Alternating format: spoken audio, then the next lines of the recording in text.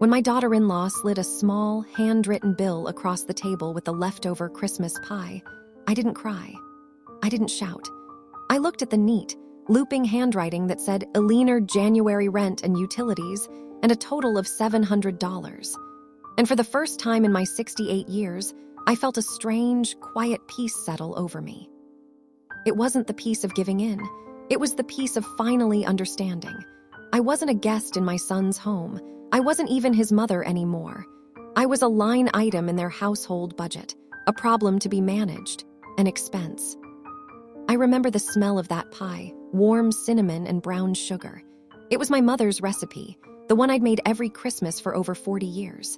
My hands, knotted with a little arthritis now, were still dusted with flour from the crust.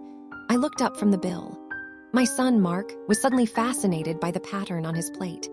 My daughter-in-law, Chloe, met my gaze with a cool, business-like smile. Around us, the buzz of conversation from the other guests, Chloe's parents, her sister's family, a few friends from their gym, continued, a little too loudly as if they were trying to drown out the moment. I looked at that slip of paper, and a lifetime of memories flashed through my mind. Changing Mark's diapers at 3 a.m., working the night shift at the drugstore so we could afford his school shoes. Selling my own mother's silverware to help him and Chloe with the down payment on this very house 5 years ago. I gave them everything I had. And now, here I was, being asked to pay for the roof over my head. I didn't cause a scene. That's not who I am. I simply folded the bill, put it in the pocket of my cardigan, and smiled. I smiled and said, "Of course, honey, we'll talk about it tomorrow." I excused myself, saying I had a touch of indigestion, and went to my room, the smallest bedroom, the one that was supposed to be a home office.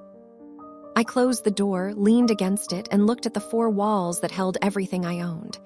A twin bed, a dresser, a small TV. It was neat. It was clean. It was not my home. It was a holding cell. And in that moment, standing in the quiet, listening to the muffled laughter from the living room, I made a decision. Not an angry one, not a spiteful one. A quiet, firm decision. They wanted to make this a business arrangement. Fine. I was about to teach them the most important lesson they would ever learn about business and about family. To understand how I ended up staring at that bill on Christmas night, you have to go back. Way back. Before the house, before Chloe, before Mark became a man who couldn't look me in the eye when his wife was being cruel. My name is Eleanor Vance. I'm from a little town called Stone Creek in Ohio. My husband, Frank, was the love of my life. We met when I was 19, working the register at the local diner. He was a carpenter, solid and quiet, with sawdust always in his hair and the kindest eyes I'd ever seen. We married a year later, young and with nothing but a rented apartment and a lot of dreams. Frank wasn't just a carpenter, he was an artist with wood. He could see a beautiful table in a fallen oak tree. He started his own business, Vance Custom Woodworks, building furniture, doing renovations. I was the bookkeeper, the secretary, the cheerleader. We were a team. We worked 7 days a week for years. We saved every penny. We didn't take vacations. We didn't buy new cars. We poured everything back into the business. When Mark came along, he was our world. We wanted to give him everything we didn't have, and we did. We worked even harder. We built the business into something successful. Frank started taking on bigger contracts, whole kitchen remodels, custom cabinetry for new homes. We were comfortable, but we never got flashy. Frank used to say, "Eleanor, the only thing worse than having no money is acting like you have it when you don't." We bought our first real home when Mark was 10, a beautiful old Victorian in the best part of town. Frank restored it himself, piece by piece.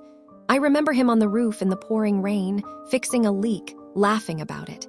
That house was a testament to our love and our labor.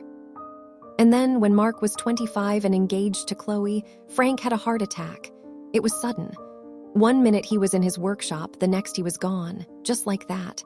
The world didn't just stop, it shattered. I was lost. The love of my life, my partner in everything, was gone. The business, I couldn't even look at it. The workshop smelled of him, of cedar and sawdust. It was too painful. I sold it. I sold the big, beautiful house, too. It was just too big for one person. I didn't need the memories echoing in every empty room.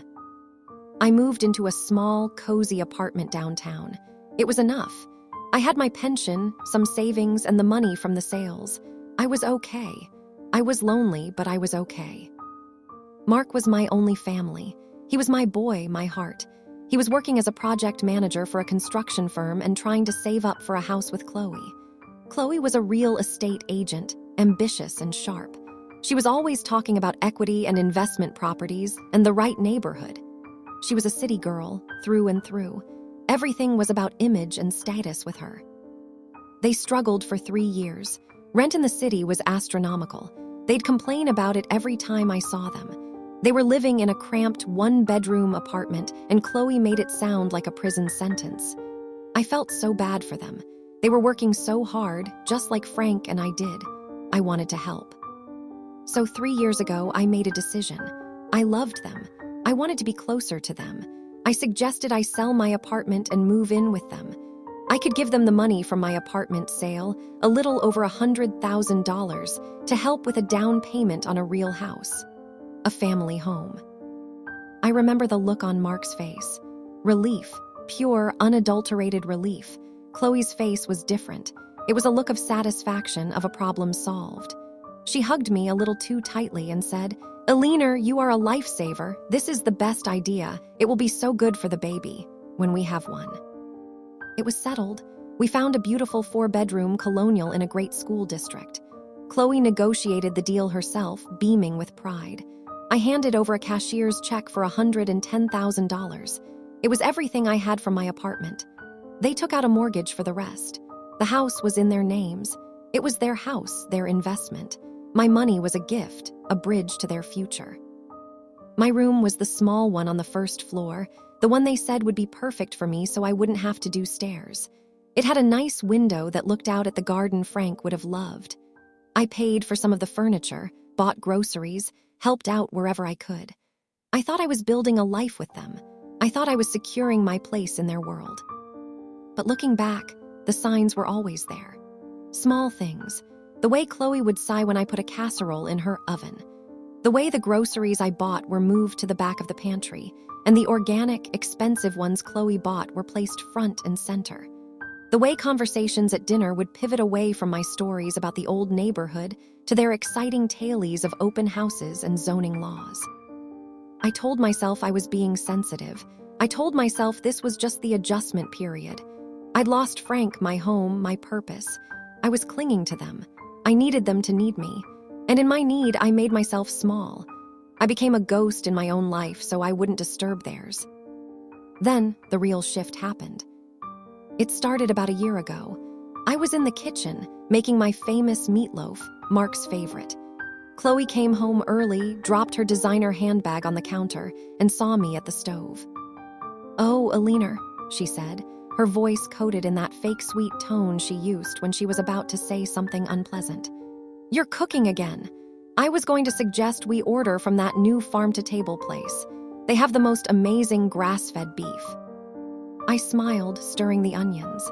"Oh, this is just a simple one, honey. Mark loves it, and it's cheaper than eating out." She gave a little laugh, not a happy one. "It's not about the money, Eleanor. It's about quality and the smell. It kind of lingers, you know. It gets into the curtains."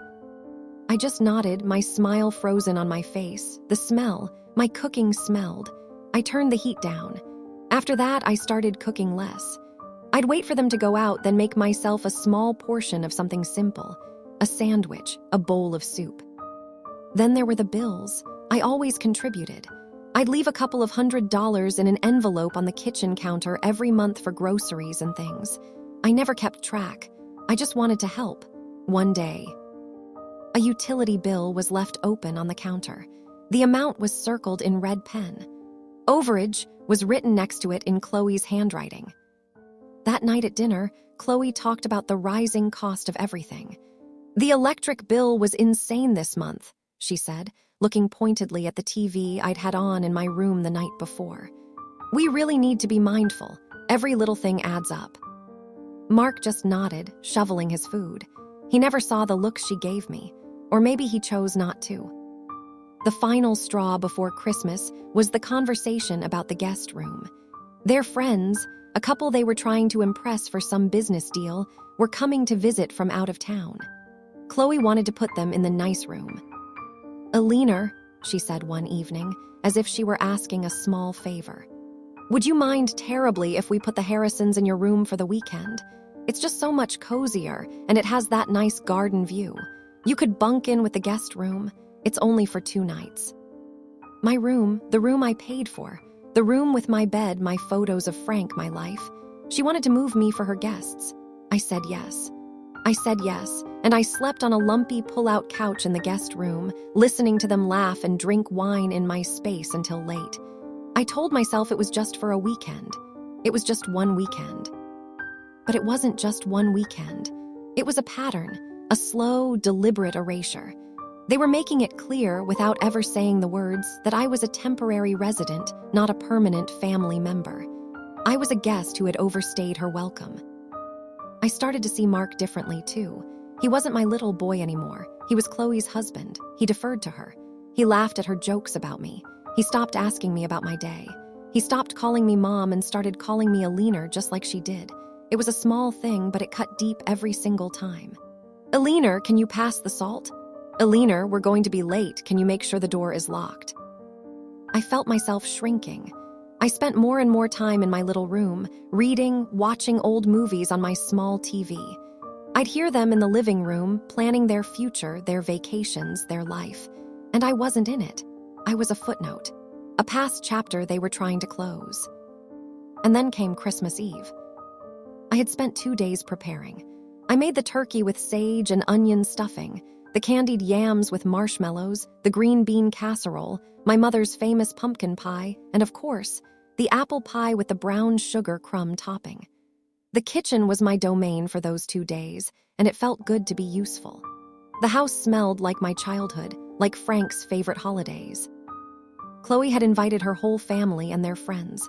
The table was set with their fancy china. The guests arrived, loud and full of cheer. I stayed in the kitchen, basting the turkey, checking the rolls. I'd peek out and see Mark, a drink in his hand, holding court about some new construction project. He looked so confident, so much like his father. But his father would have been in the kitchen with me, stealing a roll, sneaking a kiss. Dinner was served. I was given a seat at the far end of the table, squeezed between Chloe's boisterous uncle and a silent teenage nephew. No one asked me about my day. No one asked about Frank or the old days or my life. The conversation swirled around me: ski trips, stock portfolios, school admissions. I was invisible. After the main course, I got up to clear the plates. As I reached for Chloe's, she put her hand on my arm a little too firmly. "Sit down, Alina," she said, with a smile that didn't reach her eyes. "Enjoy the pie, you've done enough." I sat. I felt a warmth in my chest. Maybe I was wrong. Maybe she did appreciate me. The apple pie was brought out, and I watched everyone take a slice. Compliments were given. "This crust is amazing. So flaky," I glowed a little inside, my mother's recipe. Then, as I was savoring my own small slice, Chloe stood up, tapping her wine glass with a spoon. The chatter died down. She gave a little speech, thanking everyone for coming, talking about what a wonderful year it had been. Then she turned to Mark. "Honey, why don't you go get the gift for Alina? It's in our room." Mark got up, looking a little uncomfortable, and disappeared. I was surprised. A gift? I hadn't expected anything. He came back with a small, beautifully wrapped box. He handed it to me, avoiding my eyes. "Merry Christmas, Alina," he mumbled. My hands trembled a little as I opened it. Inside, nestled on a bed of soft tissue paper, was a beautiful cashmere scarf. It was soft, a lovely shade of lavender.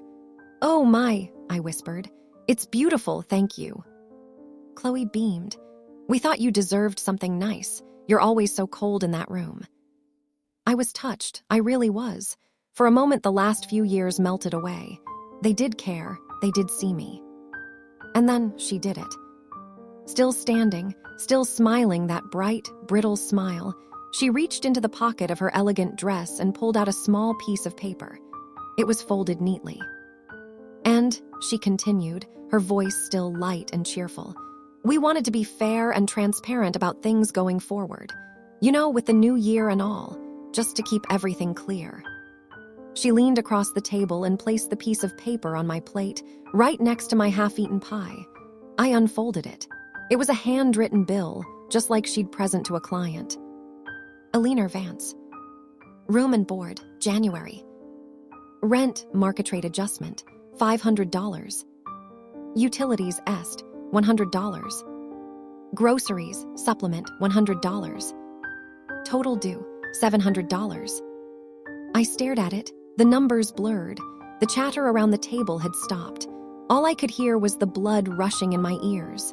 $700 for the room I'd paid for with my life savings, for the groceries I'd bought, for a home I helped build. I looked up at Mark. His face was pale.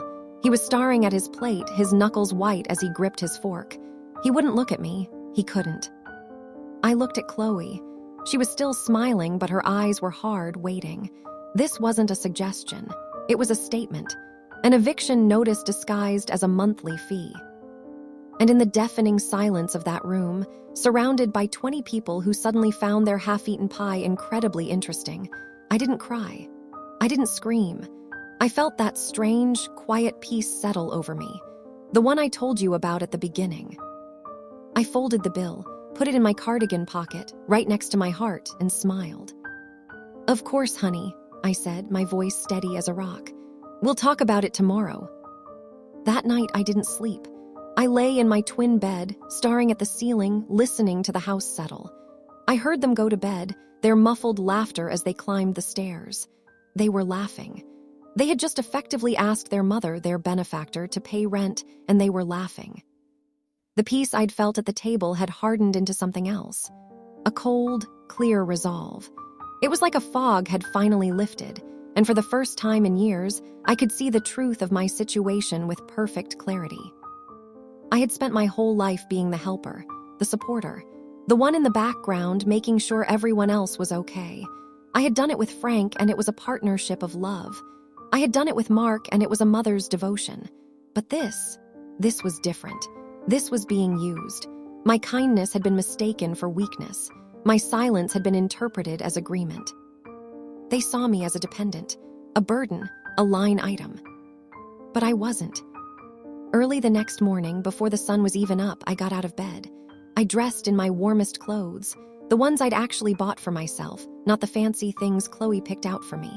I put on my comfortable walking shoes. Then I opened the bottom drawer of my dresser. Beneath a stack of old sweaters, there was a fireproof lockbox. A small one Frank had given me years ago. "For your important papers," he'd said. I knew the combination by heart. It was Frank's birthday. I opened it.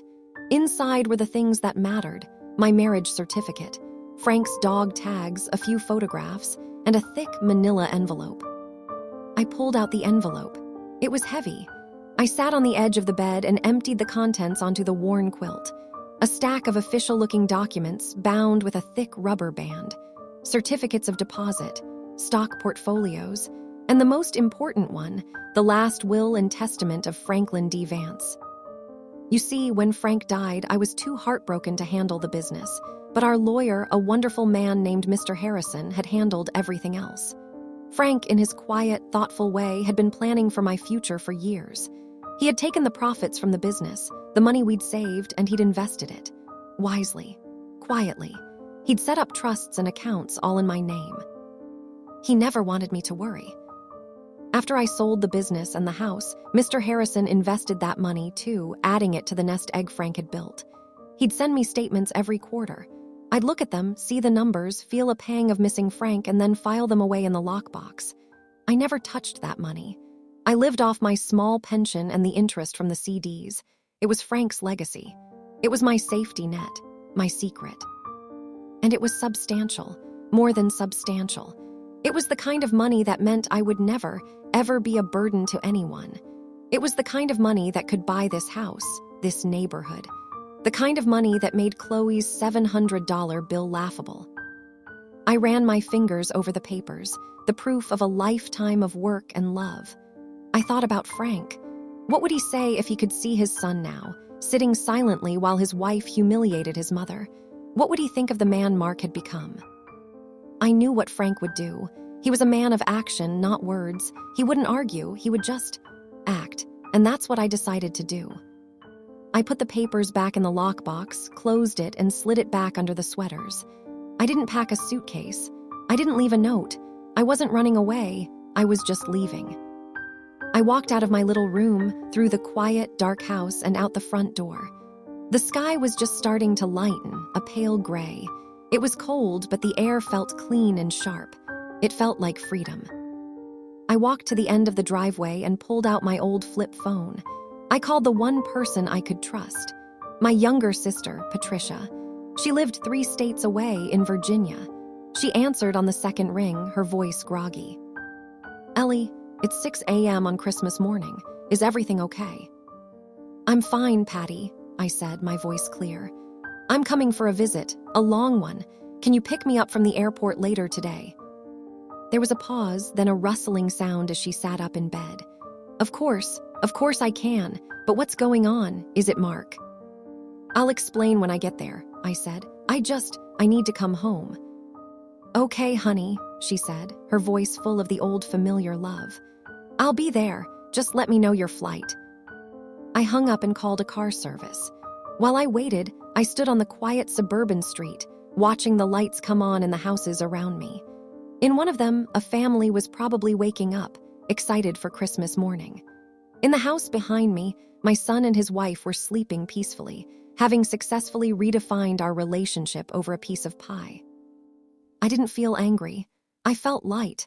I had been carrying a weight I didn't even know was there, the weight of their expectations, their judgment, their pity, and I had just put it down. The car arrived, a clean, white sedan. The driver, a young man with a kind face, got out and opened the door for me. "Merry Christmas, ma'am," he said. "Merry Christmas," I replied, and I meant it. I got in the car, and as we pulled away, I didn't look back at the house. I looked forward, at the road ahead, at the pale dawn light spreading across the sky. Mr. Harrison, the lawyer, was surprised to get my call on December 26th, but he agreed to meet me. Patricia dropped me off at his office, a warm, wood-paneled place in a small Virginian town. I sat across from him, a man in his 70s now, with a kind, wrinkled face. I explained the situation. I told him about the rent, about the years of feeling invisible, about the $110,000 down payment I made, and the $700 a month invoice I'd received in return. He listened without interrupting, his fingers steepled under his chin. When I finished, he let out a long, slow breath. "Eleanor," he said, his voice gentle but firm, "what do you want to do?" "I want to take my life back, Arthur," I said. "I want to make things right, not for revenge, but for my own peace of mind." He nodded slowly. "Then let's see what we're working with." We spent the next few hours going over every document. The trusts, the investment accounts, the CDs. Arthur did some calculations on a yellow legal pad, his pen scratching in the quiet office. When he was done, he turned the pad around to show me. The number at the bottom was more than I had ever let myself imagine. "Eleanor," he said quietly, "you are a very wealthy woman. You could buy a dozen of those houses. You could travel the world for the rest of your life. You don't owe anyone a single dime." I looked at the number. It was just a number, but what it represented was my independence, my freedom, my father's and Frank's legacy of hard work and quiet saving. "I know," I whispered. "So," Arthur said, leaning back in his chair, "what's the plan?" And I told him it wasn't a plan of anger. It was a plan of clarity, a plan to teach a lesson that no words ever could. I stayed with Patricia for 2 weeks. We talked for hours every night, drinking tea and catching up on a lifetime of moments we'd missed while I was busy being a wife and mother. It was healing. It reminded me of who I was before I became mom and Eleanor, the helper. I was Ellie. I was a sister. I was a woman with her own stories and her own life. During the day, I worked with Arthur, putting my plan into motion. It was meticulous, it was legal, and it was final. The first thing I did was transfer the title of my car, a perfectly good 5-year-old sedan that I'd bought with my own money, out of Mark's name. He was listed as the primary driver for insurance purposes, and I let that stand. But the ownership, that was mine. I had the title sent to Arthur's office. The second thing was the bank account. I had a joint checking account with Mark, set up years ago for household expenses. I had been putting money in it every month. I went to the bank, closed the account, and opened a new one in just my name. The balance, a little over $8,000, was transferred. Mark's debit card for that account would stop working immediately. The third thing was the most important. I called the mortgage company on the house. I explained who I was. I wasn't on the mortgage, but I had documentation of the $110,000 gift I had given them for the down payment. I had kept the canceled check. The lawyer for the closing had drawn up a gift letter at the time, stating the money was a gift and required no repayment. That was true. It was a gift. I wasn't trying to get it back. But I wanted to know my options. The lawyer explained that since it was a gift, I had no legal claim to the house. I knew that. That wasn't the point. The point was to gather information, to understand my position, and to prepare for what came next. Then I waited. I didn't call Mark. I didn't answer his texts. I let the silence do its work. From what Patricia told me later, she heard it from a cousin who lived near Mark and Chloe. The fallout was spectacular. It started with the bank account. Mark went to buy coffee on the morning of December 27th, and his card was declined. He thought it was a mistake. Then he tried to pay for gas. Declined. He called me frantic. I didn't answer. He checked the joint account online and saw it had been closed. Then came the car.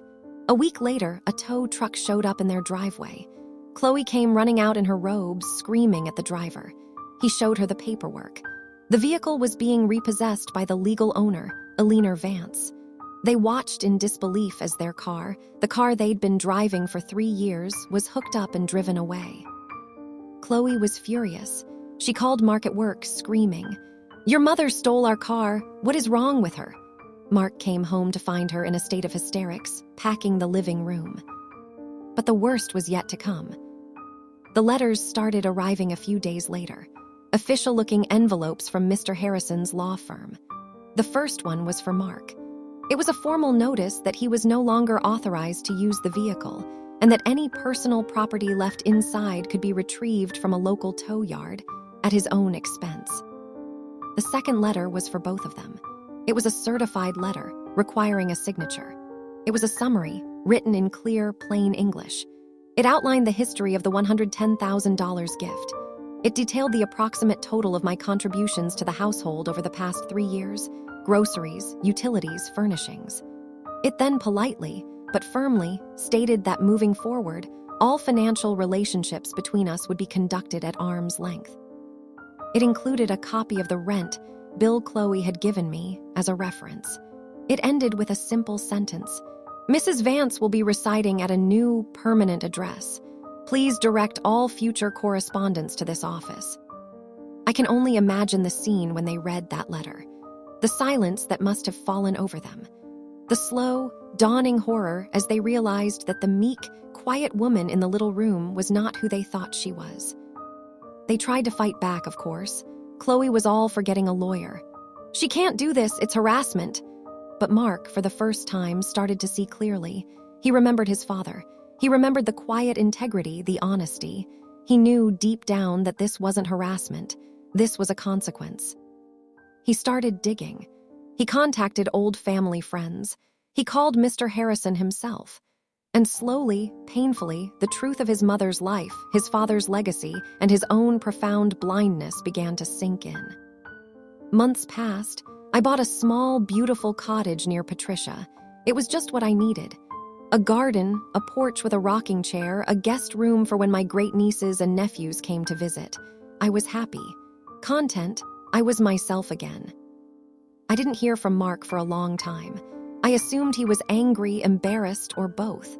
I didn't push. Some lessons need time to marinate. Then one evening in the spring, my phone rang. It was Mark. I almost didn't answer. My heart ached at the sight of his name, but I knew I had to. I took a deep breath and picked up. "Hi, Mom." His voice was different, softer. The defensive, confident tone was gone. He just sounded tired and sad. "Hi, Mark." There was a long pause. I could hear him breathing. "I'm sorry," he finally said. His voice cracked. Mom, I am so sorry. I don't know how I let it happen. I don't know how I became that person. I sat there. I sat there while she gave you that bill, and I said nothing. I said nothing while she treated you like a stranger in our home, the home you helped us buy. He started to cry. I held the phone tight, my own eyes filling with tears. It wasn't the tears of pain I'd felt on Christmas. It was the tears of a wound beginning to heal. I'm not asking for anything, he said, his voice thick. I needed you to know that I know what you did for us. I know who you are, and I'm so ashamed of who I became. I let him talk. He told me about the fallout, about the fights with Chloe, about how she couldn't understand, how she only saw dollar signs and revenge. He told me they were separated. He had moved out. He was living in a small, one-bedroom apartment, and for the first time in his life, he was learning what it costs to actually pay for everything himself. It's hard, he said with a small, sad laugh. I never knew how much light bulbs cost, or toilet paper. I laughed too, a little. Your father and I knew. We knew for a long time. I know, he whispered. I know you did, I just never saw it. We talked for a long time that night. It wasn't a magical fix. The hurt was still there, a scar on our history, but it was the first step. The first honest conversation we'd had in years. I didn't offer him money. He didn't ask. I offered him something more important. A chance. A chance to start over from the ground up as equals. I told him I would always be his mother. I would always love him. But I would never again be his safety net. That's all I want, Mom, he said. A chance to be your son again, not your dependent, just your son. I smiled into the darkness of my new kitchen. Okay, Mark, let's start there. It's been 2 years since that Christmas. 2 years since I learned that setting a boundary isn't an act of war, but an act of love, for yourself, and for the people you love who have lost their way. Mark and I have built a new relationship. It's different, it's better.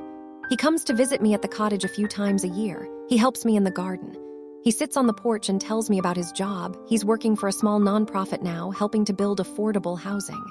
He seems peaceful, grounded.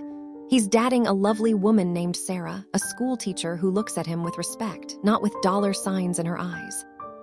Chloe is long gone. I heard she moved to a different state, chasing bigger commissions and a lifestyle she felt she deserved. Mark doesn't talk about her much. Some lessons are too painful to revisit. As for me, I've found a new purpose. I started a small scholarship fund in Frank's name at the local community college for students studying the trades. Carpentry, plumbing, electrical work. The kind of honest work that built our country and built our family. I go to the award ceremony every year. I watch the young faces, full of hope and determination, and I see Frank in every single one of them. Last Christmas, Mark and Sarah came to the cottage. We had a small, simple dinner. Roast chicken, mashed potatoes, a simple apple crisp I threw together. No fancy china, no loud guests, no hidden agendas. After dinner, we were sitting by the fire, sipping hot cocoa. The firelight danced on the walls. It was quiet, warm, and peaceful. Mark looked over at me, a strange expression on his face. I have something for you, Mom, he said. He reached into his pocket and pulled out a small, folded piece of paper. My heart skipped a beat. For a horrible second, I was back at that other table, staring at Chloe's cruel invoice. He saw my face and smiled gently. It's not that, he said softly. Open it. I unfolded it. It was a simple, handwritten receipt. On it, he had written, rent for the first 2 years of my life, paid in full with love and patience. Balance, $0. I looked up at him, my eyes stinging. I figured I owed you back rent, he said, his voice thick with emotion. For the first room I ever lived in, for the food I ate, for the warmth you gave me. I can never pay you back, Mom, but I want you to know I will spend the rest of my life trying to be worthy of it. I reached across and took his hand. Sarah was quietly crying, a smile on her face. Mark, I said, my voice soft, you just did. So that's my story. A story about a piece of pie, a bill for $700, and the most expensive lesson my son ever learned. It's a story about how sometimes the quietest people are the ones with the strongest foundations, and how true love, the kind that lasts, always has boundaries. It respects itself as much as it respects the other. If you're listening to this, and you feel like you're being taken for granted, like your kindness is being mistaken for weakness, hear me. It's never too late to straighten your back. It's never too late to teach someone the true cost of what they have. And it's certainly never too late to start building a life for yourself, a life where you are the main character, not just a footnote in someone else's story. If you see yourself in this story, don't hesitate to tap like, subscribe, and stay with me for the stories ahead. Thank you for listening. From my little cottage with the fire crackling and the scent of apple crisp still in the air, I wish you peace, clarity, and the courage to set your own boundaries. Take care of yourselves. You deserve it.